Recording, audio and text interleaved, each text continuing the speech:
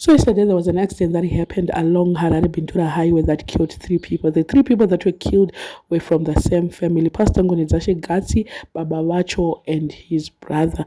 Vanhu vakawanda vari kuvachema Pastor Ngoni. Indasingavazive zvangu, but seemingly he was a very good pastor. Zviri kungonzi kumhuri kwavo kwasara masisters acho ndo asara chete. Apa vaenda kurufu vavaita accident. Ndo vanga vari motikari diki yamaona paaccident scene nababa wacho vakabva vafira ipapo, and also the brother vafira ipapo. Parodhi yekubhindura vanhu vari kukomblena vakawanda kuti rodhi yacho yakungozara mapotholes ega ega.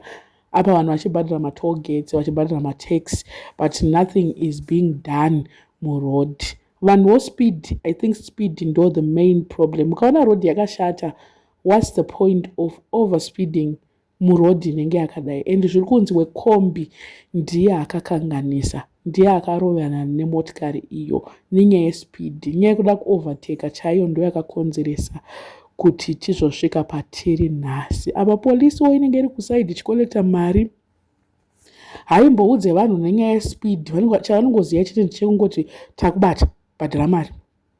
Zvekuti fambawo nevanhu zvakanaka havatombozvipinde izvozvo, havanei nazvo. Aisawo macomments evanhu vakawanda vachitaura kuti hanzi Bhindura to Harare makombi acho speed ma1, makombi ekubhindura anomhanya. Hanzi vanonyanyomhanyisa vakomana vacho, vanonyanya kufamba nzira yese uchinamata. Ndakazvionera muna December. Hanzi makombi ekubhindura anoita kuflya havo kunge vanhu vari mufastest jet. Uchiburuka pashowground payo unotomboisa muchinjikwa katatu. And then makombi ekubhindura speed nerough apa the road is bad. Mukunzwa kanyaya dzacho dziri kubuda pabhindura apa. Meno vekubhindura kana varipo kana kuti vakambofamba nerodhi yekubhindura, tiudzei kuti rodhi yashata here semataurirwo azviri kuita, o vanhu vada kungotsvaga zvavo kuti rodhi ivo vachi overspeeda futi. Ko zviri paviri, rodhi yashata but as well they are overspeeding vanhu murodhi umu. Chimwe chinhu chandanotisa hangu paaccident scene pacho, no ambulance, no what, emergency service yemunomo zvakaoma vedu. Vanhu vanotobva vatongofira ipapo. Panozongoitawo mapurisa anenge achingozongomira ndo vanotanga kakusvika because vanenge vari murodhi all over.